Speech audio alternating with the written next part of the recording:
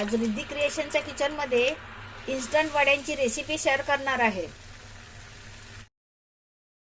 Gas चालू करून घेऊया। पॅन तापलेला आहे। आता यामध्ये धने टाकायचे, बडीशेप, जिरं आणि मेथी।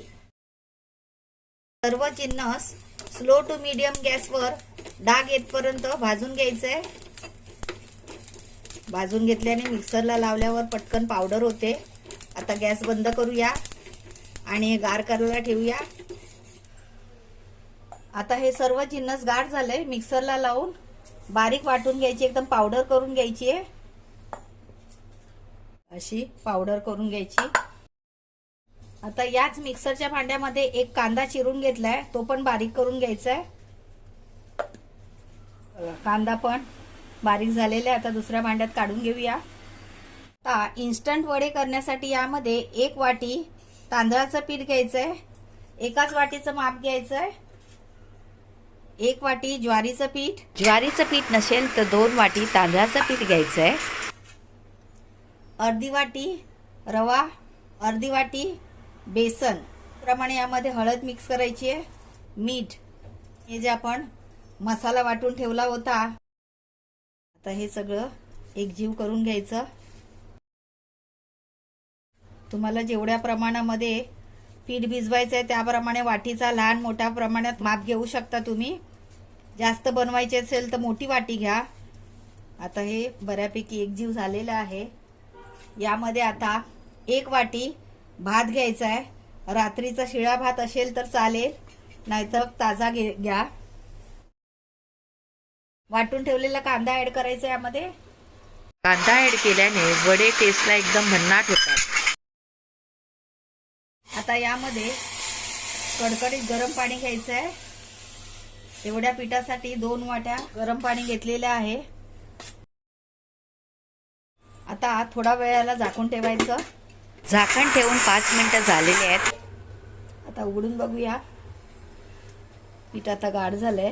पीठ गार झाल्यानंतरच मळायचं आहे, कारण गरम असताना जर मळलं तर वडे जास्त तेल खेचतात आणि तेलकट होतात। आवश्यकता भासली तरच पाणी घ्यायचं, नाहीतर पाण्याची गरज नाहीये। हे जास्त पातळ पण करायचं नाहीये। जेवढं भाकरीला घट्ट पीठ करतो तेवढी याची कन्सिस्टन्सी असायला हवी।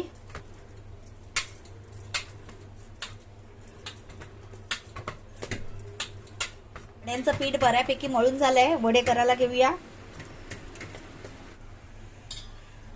एकीकडे तेल तापायला ठेवायचंय। इथे असा फडका घ्यायचा, तुम्ही फडका घ्या किंवा प्लास्टिकच्या पेपरवर जरी केलं तरी चालेल। आता छोटासा एक सुपारी एवढा गोळा घ्यायचा आहे।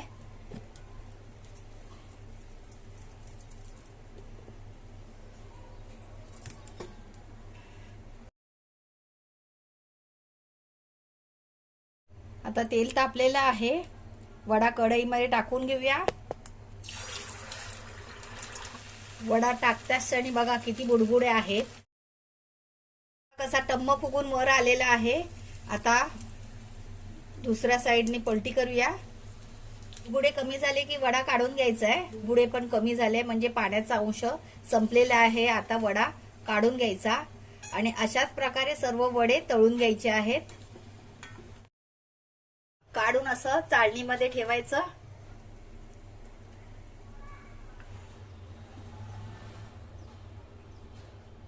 मध्ये एक भोक पडायचं, गावाकडे याला भोकाचे वडे म्हणतात।